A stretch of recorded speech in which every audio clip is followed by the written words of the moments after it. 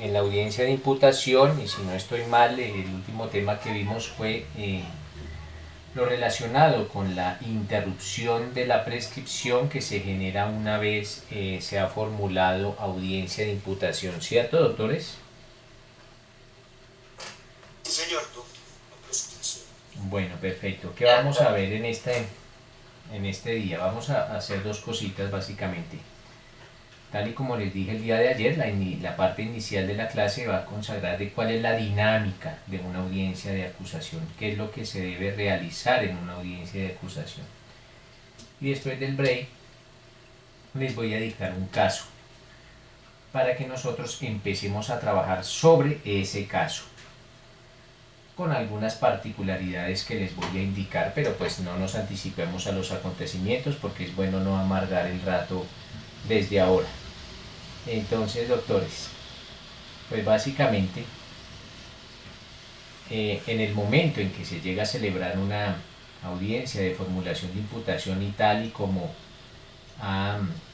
se ha señalado en las audiencias anteriores, pues lo primero es que el juez enuncie el objeto de la audiencia en los términos de la solicitud que presenta. Este es un acto de parte a solicitud de la Fiscalía General de la Nación. Es la Fiscalía quien debe hacer uso de la solicitud de audiencia de imputación.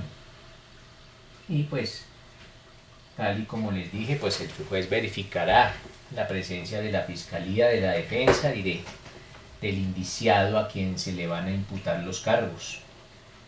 Y lógicamente el juez ilustrará la metodología de la audiencia tal y como lo hemos indicado en las audiencias precedentes. A renglón seguido, pues el fiscal le otorga el uso de el juez le otorga el uso de la palabra al fiscal, y la carga argumentativa del señor fiscal, acorde con los tres grandes componentes que tiene la audiencia de imputación, básicamente el componente personal, fáctico y jurídico. Inicialmente, la carga argumentativa del fiscal girará en torno a indicarle al juez de control de garantías quién es esta persona, o sea, esto es su identificación o individualización clara. ¿Clara de quién? De la persona o las personas a las cuales se les va a formular audiencia de imputación, a quienes se les va a imputar cargos. Lo que se denomina en el derecho sus generales de ley. A renglón seguido, el fiscal hará una relación o realizará una relación clara y sucinta de los hechos jurídicamente relevantes. Ya les indiqué en qué consisten básicamente esos hechos jurídicamente relevantes, esa descripción de los hechos. ¿Cómo, cuándo y dónde? ¿Qué fue lo que pasó? Si son varias personas, ¿qué fue lo que hicieron cada una de las personas? ¿Cuál fue su hacer? ¿Cuál fue su acción? ¿O cuál fue su omisión? ¿Cuándo se cometieron estos hechos? ¿En dónde se cometieron estos hechos? ¿A qué hora se cometieron estos hechos? En un lenguaje claro y sucinto, mis doctores. Una vez ha realizado la indicación clara y sucinta de estos hechos jurídicamente relevantes, el fiscal expondrá cuál es la calificación jurídica de la conducta y la pena prevista por la ley para esa conducta o para esas conductas. Nótese que a veces una conducta puede subsumirse en 2, 3 o 4 o 5 delitos, lo que se denomina el concurso heterogéneo u homogéneo, de manera simultánea. En esto tienen que ser muy cuidadosos, mis doctores, muy cuidadosos. ¿Por qué? Porque no solo se debe indicar de qué delitos estamos hablando, no solamente se puede limitar a eso. ¿Y qué pena trae consagrados esos delitos? Tampoco. Eventualmente, mis doctores, ese delito o esos delitos por los cuales se procede serán agravados o serán atenuados, serán consumados, serán tentados.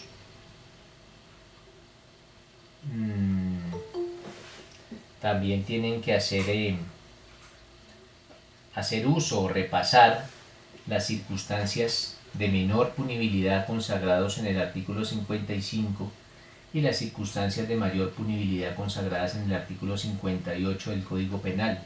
Allá en el artículo 55 y 58 están consagradas las circunstancias de menor y mayor punibilidad, también las deben tener en cuenta. Todos estos aspectos, mis doctores, si la persona o las personas a las cuales se le está formulando imputación actuaron en calidad de autores o coautores o cómplices o determinadores o intervinientes, todos estos aspectos, velando eso sí, mis doctores, porque respetemos los derechos y las garantías fundamentales del indiciado a quien le estamos formulando los cargos. Miren, doctores, no es el caso, pero un ejemplo puede llegar a ser el siguiente. Yo les indico que una persona un día determinado, a una hora determinada y en un sitio determinado, junto con otros dos sujetos, o sea, 3 personas, le hurtaron en la modalidad de atraco con arma blanca a una persona unos bienes. Básicamente, lo primero que se le viene a uno a la cabeza es la posible perpetración del delito de hurto. Allá entonces ustedes harán lectura del artículo 239, que es el que define el hurto, en un ejemplo. Pero también leerán que el inciso segundo, por ejemplo, del artículo 240, indica una forma especial de hurto. El 240 indica una forma muy especial de hurto que se denomina el hurto calificado, y en su inciso segundo hace alusión cuando ese hurto se realiza con violencia sobre las personas. Entonces ustedes también harán esa elucubración en el sentido a que si se utilizó un arma blanca y si fue mediante la modalidad de atraco, pues también se subsumirá dentro de la modalidad de hurto calificado. Pero tendrán que seguir haciendo el estudio. Dirán, bueno, pero el artículo 241 nos habla del agravado, del hurto agravado. Y por allá en su numeral 10 dice que una de las circunstancias que agravan el hurto es cuando aquel se cometa por 2 o más personas. Entonces todo ese ejercicio los lleva a ustedes a eventualmente indicar que estas 3 personas cometen el delito de hurto calificado y agravado. Y tendrán que indicarlo. ¿Hurto por qué? Porque despojaron a una persona de sus bienes, acorde con lo consagrado en el artículo 239, que trae una pena de tanto a tanto. Calificado, ¿por qué?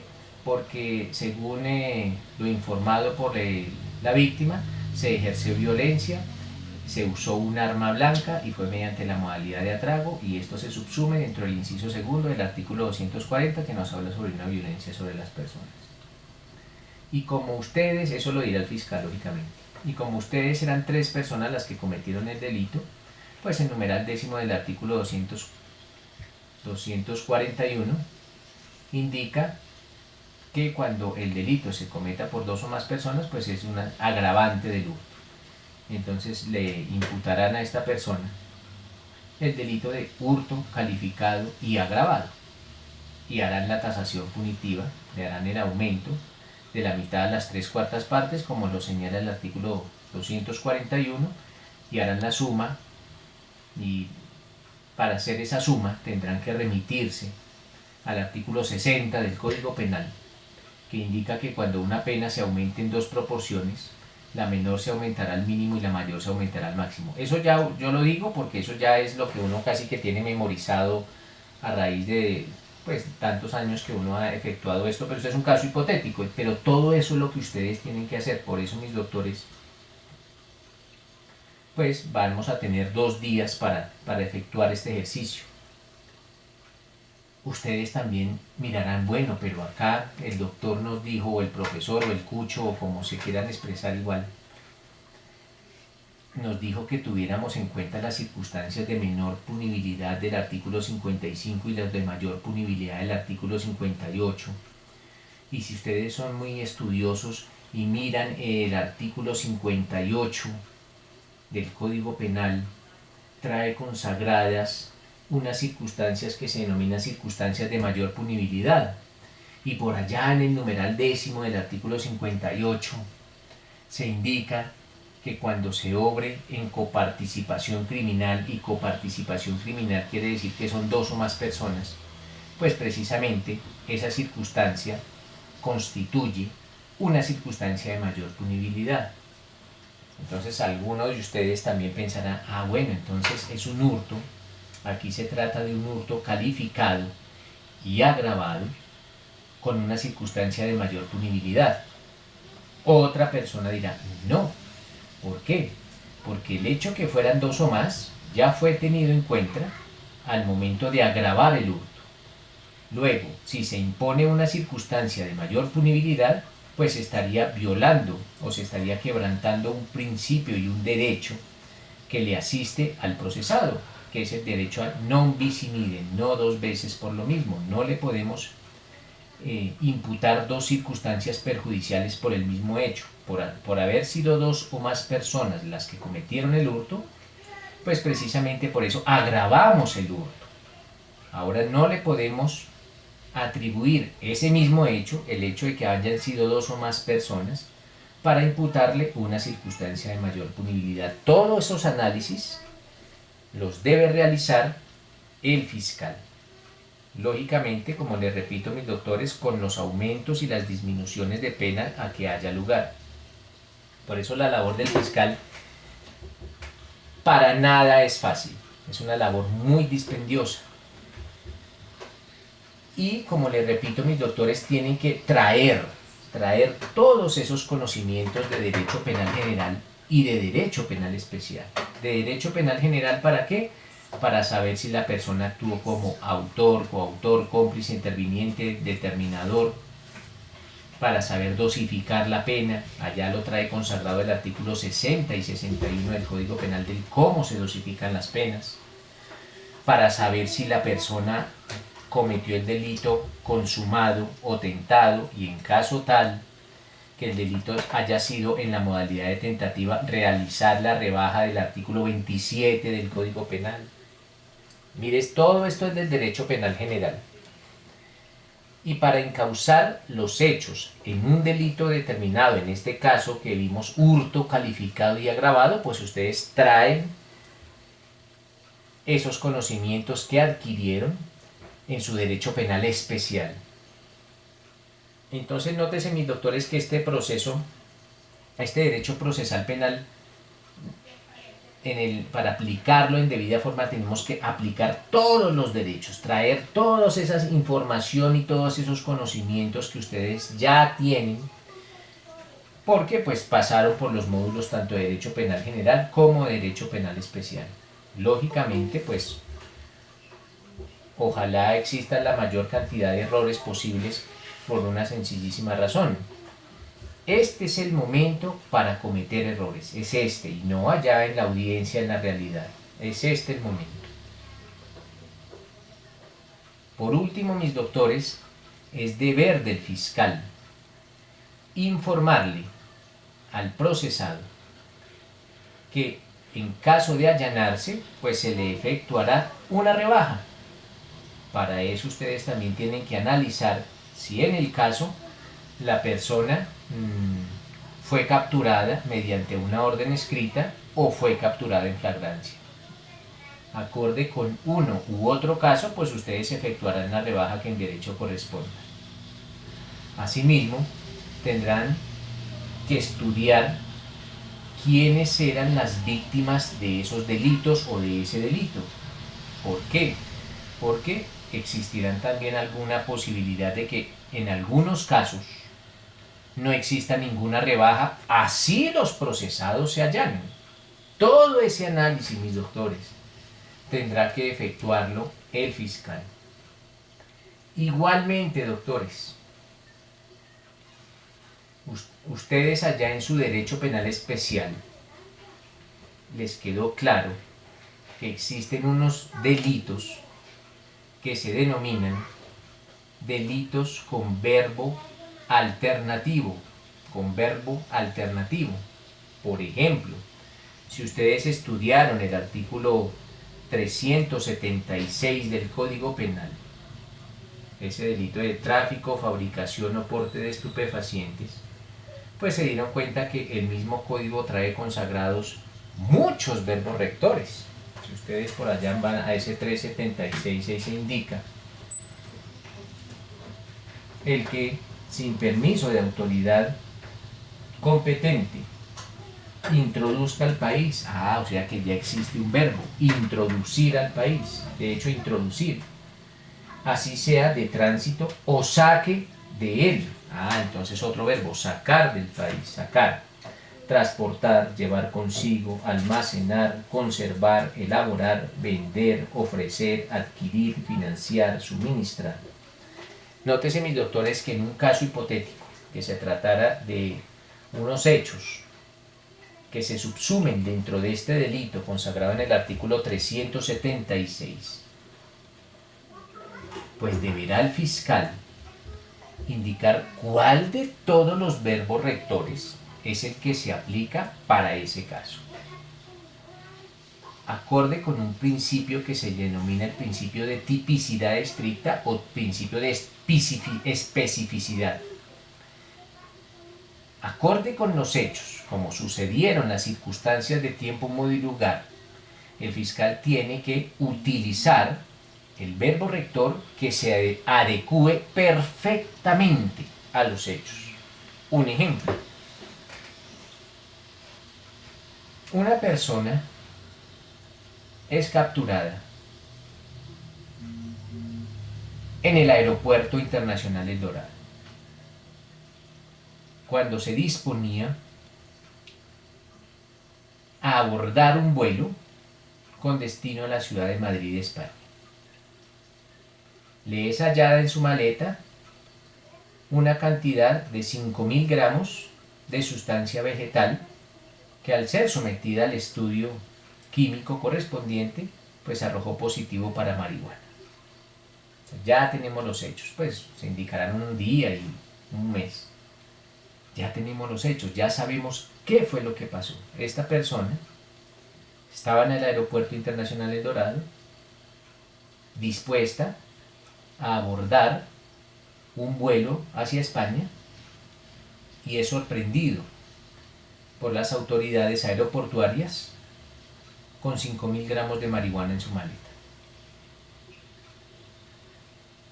Lo primero que ustedes pensarán es, aquí estamos ante la configuración del delito consagrado en el artículo 376, porte, fabricación o tráfico de estupefacientes.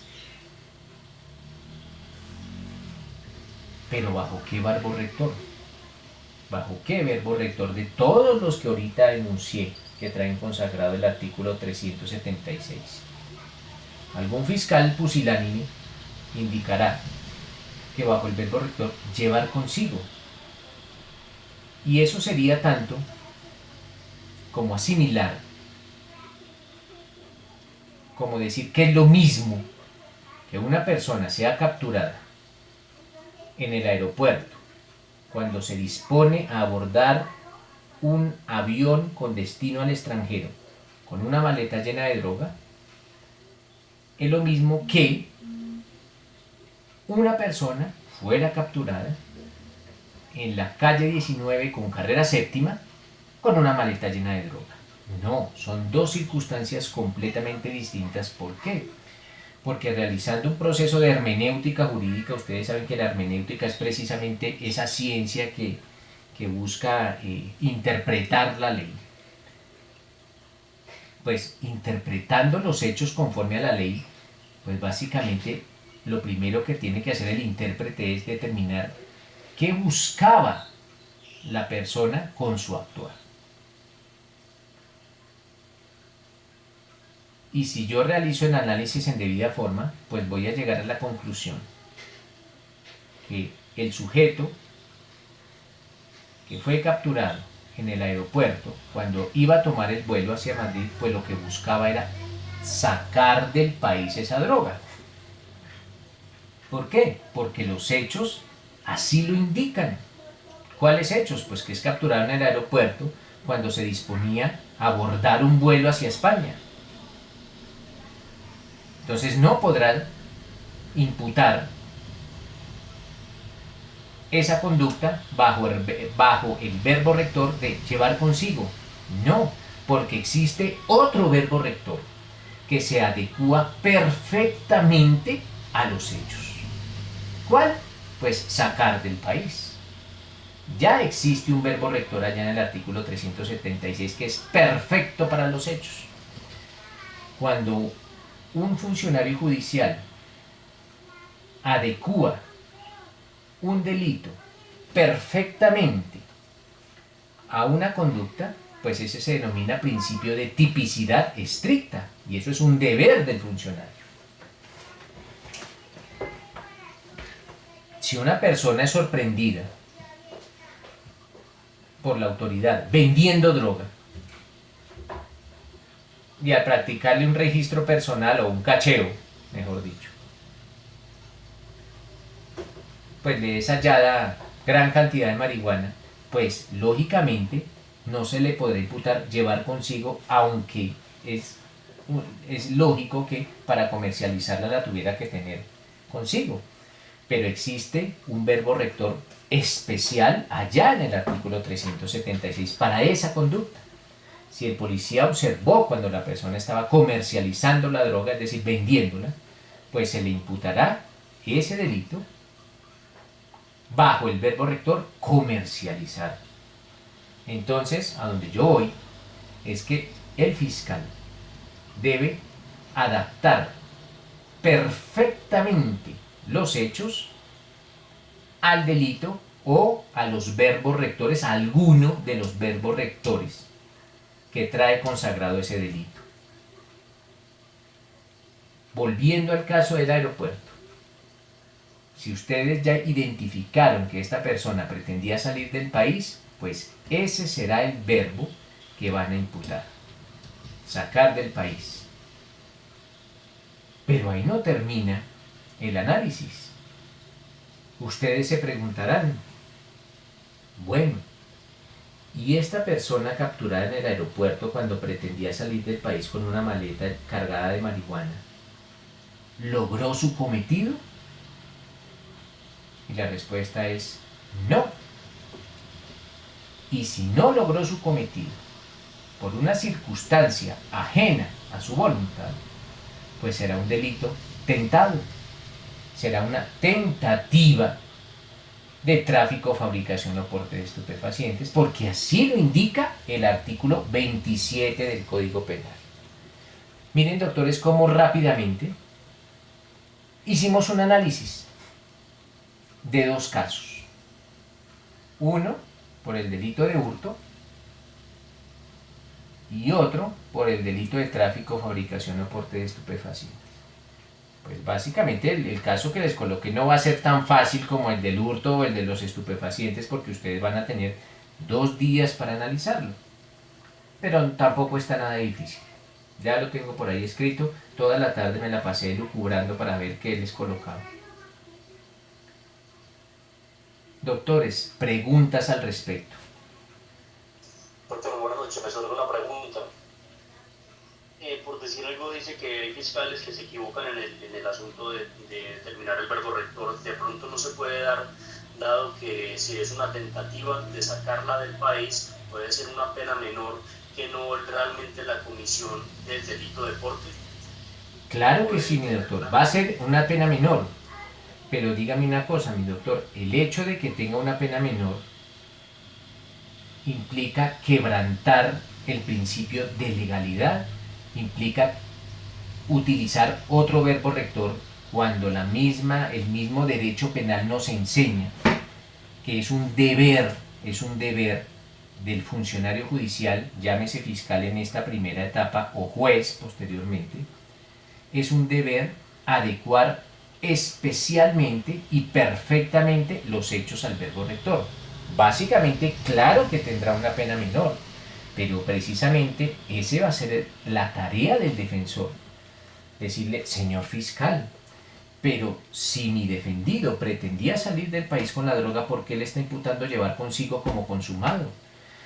Lo mismo que les decía anteriormente, sería como equiparar o poner en pie de igualdad un hecho correspondiente a una captura de una persona que se dispone a tomar un vuelo al extranjero, de otro muy distinto, que es de una persona que es capturada con una maleta por allá en la 19 con séptima. Sería equiparar dos hechos muy distintos, así correspondan al mismo delito, con base en que se va a utilizar el mismo verbo rector.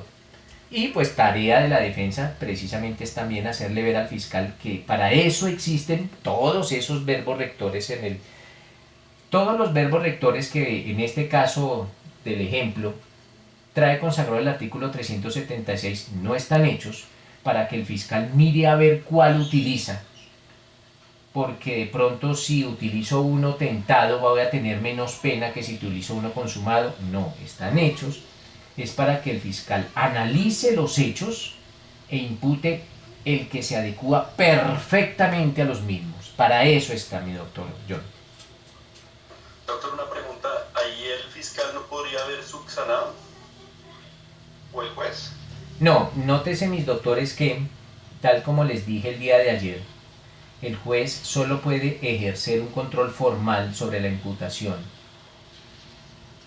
A veces los jueces le indican al fiscal, le dicen, mire señor fiscal, si bien es cierto, yo no tengo un control material sobre esta imputación, considero que usted debería hacer esto. Es como una recomendación. El fiscal tendrá la opción de acatar la recomendación del juez o de indicarle al funcionario, señor juez, yo me ratifico en los hechos y pues vamos a ver que posterior en lo que respecta, discúlpeme, al componente jurídico, después, más adelante, podrá ser subsanado si encontró algún yerro. Pero lo cierto es, mis doctores, que si el fiscal imputa unos delitos y en esa audiencia, que es la primera oportunidad que tiene el procesado de allanarse, si en esa audiencia el procesado se allana, pues serán esos delitos los que van a ser objeto de condena. Entonces, si el proceso sigue, podrá eventualmente, si el proceso sigue su normal curso, pues eventualmente podrá el fiscal corregirlo. Pero si el proceso tiene una terminación anticipada, es decir, que el procesado se allana los cargos, pues será por esos delitos. Por eso es bueno que el fiscal desde esta audiencia así tenga la posibilidad de corregirlo en caso tal que no exista allanamiento a cargos. Pues es importante que el fiscal desde ya realice una imputación perfecta y además pues también hace parte de sus funciones y de sus deberes como fiscal. Por último, mis doctores, el fiscal también tendrá que indicar cuál es la pena prevista para esos delitos. Para eso, les repito, tiene que hacer la dosificación punitiva. Si a bien lo tiene, indicar con base en algunas pruebas por qué él infiere o cree o que existe alguna posibilidad de que esta persona es la autora o partícipe del delito. Si se tratare de delitos querellables, como lo vimos en la querella, pues también el fiscal deberá acreditarle al defensor, al imputado y al juez que se materializaron o que se cumplieron las condiciones de procedibilidad por tratarse de un delito querellable. Esto es, Repito, si se trata de un delito querellable, pues el fiscal deberá acreditar que efectivamente se interpuso la querella, que la querella se interpuso por parte del querellante legítimo, que se interpuso dentro del término establecido en la ley, estos son 6 meses, y adicionalmente que se realizó la audiencia de conciliación. Todos estos requisitos se deben cumplir al tratarse de un delito querellable y todos esos requisitos se le deben acreditar al defensor, al imputado y al juez, pero solamente en los delitos querellables. Y por último, el fiscal deberá informarle al procesado sobre la posibilidad de allanarse a los cargos que le está imputando y las consecuencias procesales y punitivas que tiene ese allanamiento. Pues básicamente, las consecuencias procesales corresponden a ese derecho o a esos derechos, mejor dicho, que el imputado estaría renunciando al momento de aceptar los cargos. Ustedes ya saben que son 3 derechos: el derecho a guardar silencio, estar renunciando al mismo, el derecho a no autoincriminarse y por último el derecho a tener un juicio público, oral y contradictorio. Esos son 3 derechos a los cuales estaría renunciando esta persona en caso tal que pues tomara la opción de aceptar los cargos. Se lo tiene que informar el fiscal al imputado. Y la consecuencia punitiva, ¿cuál será? Pues una rebaja de hasta el 50%, salvo que se trate de una captura en flagrancia o salvo que la misma ley prohíba descuentos punitivos por allanamiento a cargos. Todo ese, mi doctor, ese es el ejercicio que debe hacer un fiscal al momento de realizar una audiencia de imputación. Posteriormente, pues, el juez le otorgará el uso de la palabra al defensor. ¿Para qué? Para que el defensor manifieste lo que a bien tenga con relación a la imputación efectuada por el fiscal. Y una vez escuchadas pues las intervenciones tanto de fiscalía como de defensa, pues el juez verificará que la imputación fue verdaderamente comprendida. Le preguntará al imputado si ha entendido de qué se trata esta audiencia de imputación de cargos, si entendió los cargos que le imputó la fiscalía. Asimismo le informará sobre los derechos y garantías del imputado en términos comprensibles, acorde con lo que nosotros vimos cuando estudiamos el artículo 8 del Código de Procedimiento Penal, que es los derechos de la defensa. Allá el derecho a guardar silencio, a no autoincriminarse, a no declarar en contra de familiares, a la defensa técnica, a controvertir las pruebas, todos esos derechos. Explicarle también al procesado, así ya lo haya hecho el fiscal, las consecuencias que trae una aceptación de la decisión, de la imputación. Si no acepta el procesado, el imputado, pues seguirá su curso normal. Podrá ya surtirse la siguiente audiencia, ya el curso normal del proceso. Una acusación, una preclusión, un principio de oportunidad, eso lo vamos a ver con posterioridad. Pero si el procesado acepta los cargos, pues básicamente él estaría reconociendo la responsabilidad penal por esos hechos que le están imputando y que aceptó. El juez le hará saber al imputado que esa decisión de aceptar los cargos es irretractable. Por lo tanto, esa decisión debe ser libre, consciente, espontánea y voluntaria y debidamente asesorado por su defensor. Y que es probable que tenga que purgar una pena de prisión. También se le registrarán antecedentes en su contra por ese delito que cometió y que aceptó. Renunciará a los derechos, le indicará nuevamente a los derechos a los que renuncie. Y básicamente le preguntará, señor o señores o señora o señoras, ¿aceptan o no los cargos? Y ellos indicarán lo que a bien sea. Indistintamente de que exista una aceptación o no de los cargos, el juez le impondrá al imputado una medida cautelar oficiosa. ¿Cuál? La prohibición de enajenar bienes sujetos a registro, acorde con lo consagrado en el artículo 97 del Código de Procedimiento Penal.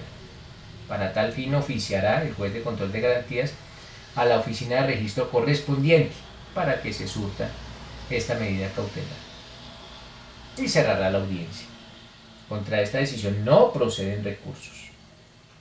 Esa es la dinámica, mis doctores, de una audiencia de imputación. Y esa va a ser la audiencia que vamos a celebrar el día lunes de manera virtual, con todas las formalidades legales. Hasta el juez va a tener su toga puesta, porque es deber del juez utilizar toga en todas las audiencias, indistintamente que sea virtual o presencial. La ley no consagra distinciones al respecto. ¿Alguna otra pregunta, doctores?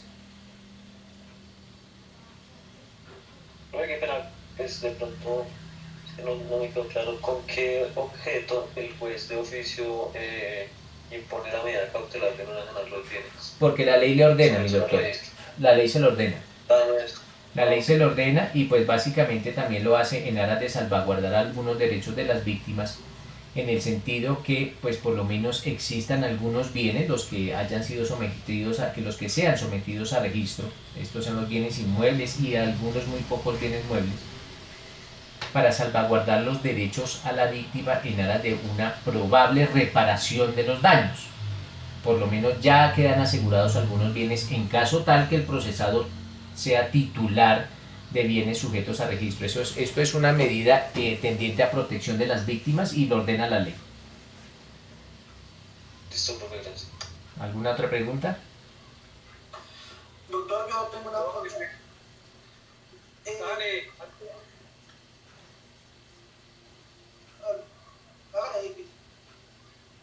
Dale, Andrés, hágale. Doctor, cuando se imputa un concurso de delitos, varios delitos, y el indiciado solo se allana a unos, ¿cómo se siguen investigando los otros? En esos casos, mis doctores, se aplica una figura que se denomina la ruptura de la unidad procesal. Entonces, este proceso deja de ser uno para convertirse en dos. Por los delitos que aceptó, pues, pasará el proceso a un juez para que lo condene. Y por los delitos que no aceptó, se abre un nuevo proceso que sigue su normal curso. ¿Cuál es la otra pregunta? No, que era la misma que estaba haciendo Andrés, gracias. Bueno, ¿quién más tiene preguntas? Doctor, buenas noches. En el evento que una persona cometa un delito, no es capturado en flagrancia, tampoco orden judicial, se presenta a la fiscalía y dice yo cometí ese delito, lo llevan a imputación, acepta cargos, ¿a qué rebaja se sometería esta persona? Porque pues no está siendo capturado ni en flagrancia ni en orden judicial. En esos casos, mis doctores tienen un derecho de hasta el 50%, salvo que se trate de algunos delitos que no tienen ninguna rebaja. Pero, básicamente, si la persona es capturada con orden, hasta el 50%. Si la persona es capturada en flagrancia, una rebaja menor. Pero si nunca fue capturado, sino simplemente o se presentó, como dice el doctor Jason, lo citó la fiscalía a imputación y se presentó, pues tendrá una rebaja de hasta el 50%. Lógicamente, salvo que se trate de un delito que no traiga ninguna rebaja, pues ahí sí no tendrá ninguna rebaja, indistintamente que cómo se haya efectuado su presentación a la audiencia. Gracias, doctor. Vale, mis doctores, entonces, ¿qué vamos a hacer? Ya sabemos cuáles son las particularidades de una audiencia de imputación. Entonces, nos tomamos un tintico y cuando volvamos les voy a dictar el caso. Entonces vamos a llegar con un lápiz y un cuaderno porque tenemos que tomar atenta nota de cuál va a ser el caso que les voy a indicar. Por ahora, todos, absolutamente todos, van a fungir como fiscales. Como fiscales. De pronto el lunes dispongo que algunas personas sobren como defensa. Pero por ahora todos van a ser fiscales. ¿Entendido, mis doctores? Sí, doctor. Entonces, tomémonos el tientico y en 10 minutos les dicto el caso. ¿Perfecto? Listo.